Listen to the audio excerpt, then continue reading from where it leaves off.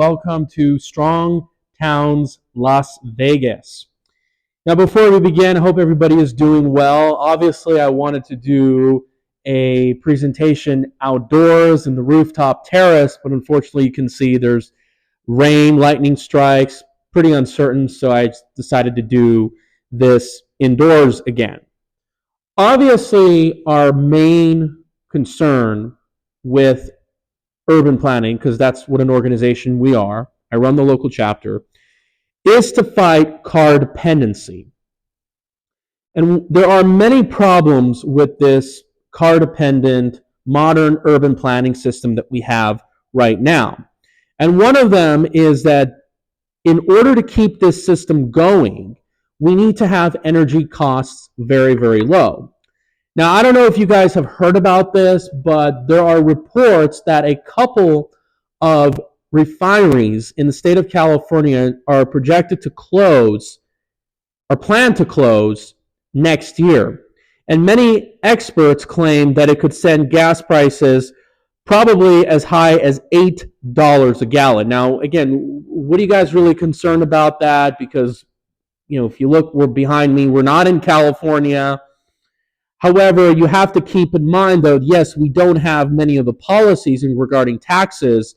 However, our main source, most of our gasoline supply, comes from the state of California. And this will not only affect Nevada, but other states like Arizona. Now, right now here in Las Vegas, typically people are paying about $3.50, $3.70 a gallon. If there's going to be a disruption to the refinery supplies in California, this will affect Las Vegas gas prices, undoubtedly. When we had the surge in prices in the period of 2022, because Russia invaded Ukraine, fuel prices in the southwest part of the country rose about $1.50 a gallon in a very short period of time, a matter of weeks, instead of 70 cents in most parts of the country. Usually when there are refinery outages now, I don't know exactly what happened. People said there could have been some meddling going on. Who knows? But the supplies of California and even the standards greatly affect our fuel prices. Now, some of it is true. We have additional local gas taxes because, again, we have to maintain all this car infrastructure of highways and especially roads. However, California is the main reason why fuel prices are among the highest in the state of Nevada. Now, the governor has even addressed this issue many, many times. Now, of course, a lot of you who are watching this thinking, well, some of you on one side of the aisle are thinking, okay, we should just build a refinery out here.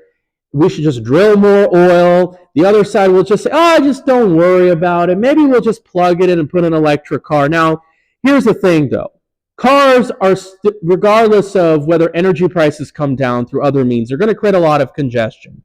But then again, no one ever talks about the fact that why can't we have an urban planning system that would reduce the dependency on cars, because we can't always guarantee that energy prices are going to stay low.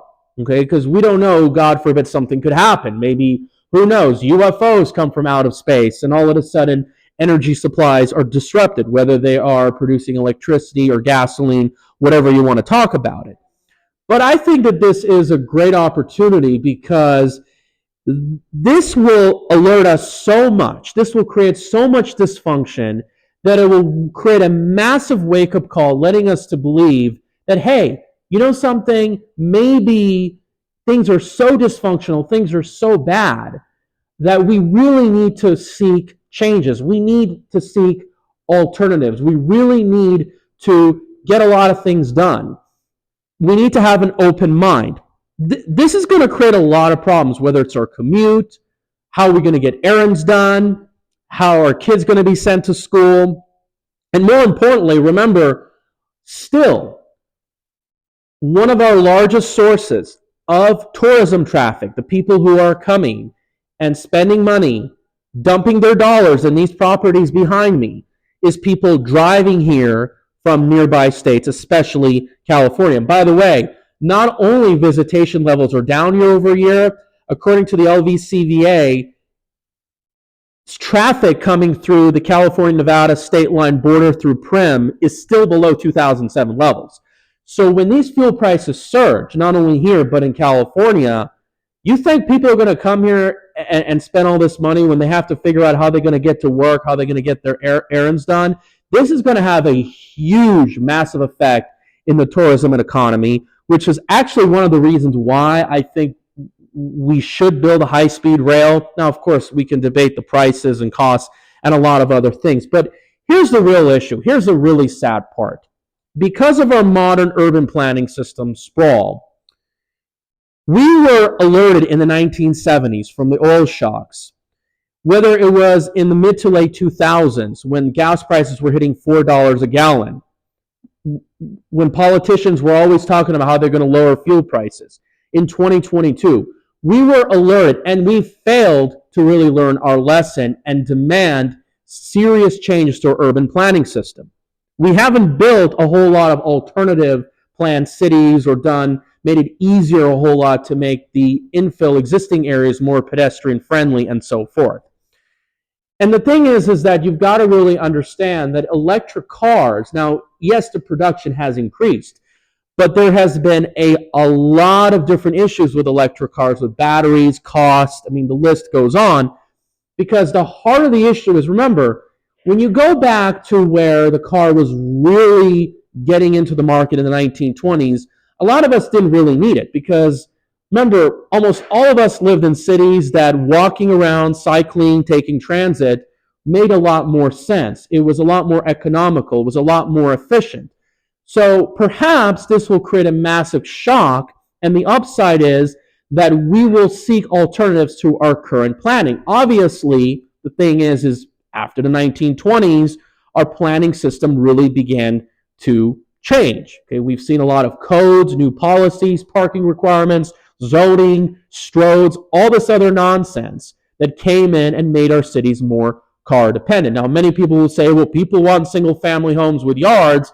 Well, the reality is Las Vegas is the sixth densest urban area in the United States. We have homes that are very close together. I can take two of my hands, touch two homes.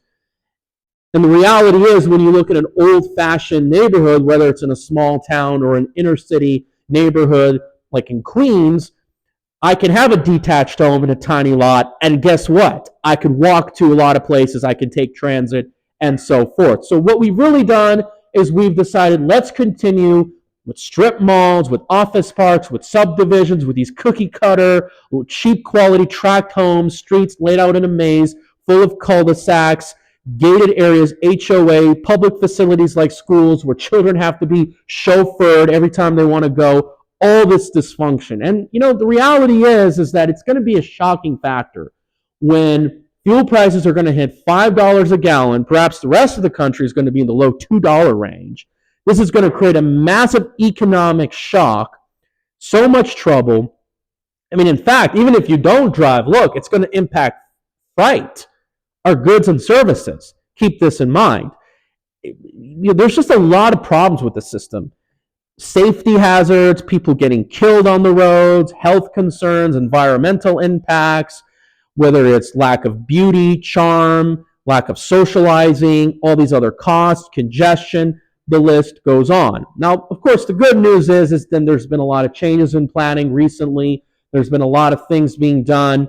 We have seen a lot of mixed-use developments, although, again, we're really not there yet. There's plenty of mixed-use projects that's being planned or being done all across the valley, especially in the Southwest, that I can show you. But then again, the heart of the planning situation, the stroads, the lack of walkability, are we seeing a lot of corner stores where people can walk to get their necessities, cafes? All these factors have not been really addressed very, very well. And of course, the other issue is that we need, yes, more transit, but in order to get transit, we have to build things cost effective. They have to really compete with cars. We have to create more pedestrian friendly environments, because otherwise, if we just build transit and it doesn't have good ridership, cost a lot of money, I mean, we're not going to get a whole lot out of that. That really takes a lot of years and time. Now, in my last post, I did talk about how you can message the Public Works, the Planning Department of Clark County, to demand some changes in transportation and street design and so forth, so we can encourage better land use, more pedestrian life. Of course, there's a lot of plans, they're still on the table, how we want to expand federal lands, and if we're going to allow, more development on the outskirts, we have to do it more efficiently. But at the same time, we have to look at plenty of infill opportunities like properties across the street where I live that can be full of housing and other types of land uses. Now, many of you probably think maybe it's good. We should just keep gas prices really high, just like they do in Europe, so that people will just stop driving and they'll get around through other means. Now, I get the logic behind it, but then again, I don't think that we should kind of like give people higher costs and make people experience a lot of budget problems in their personal finances. I think what we can do is we can somehow encourage people to bring better alternatives, to drive less, to make things more efficient, and reduce a lot of the problems that we have now. Because after all, I do think that this is going to be very dysfunctional. Our economy is very fragile. But I just want to let you know that there's a lot of reports that gas prices are going to surge, and this is a perfect opportunity for us to get this message across. But remember, this issue is going to be done in a very regional situation. And one of the reasons why these refineries are shutting down, it's a really long story. I heard oil giants are not happy operating in California. I don't know exactly the story. Then again, what we need to be talking about is why should we have to be dependent on cars and have to be dependent on low fuel prices? So you let me know what you think.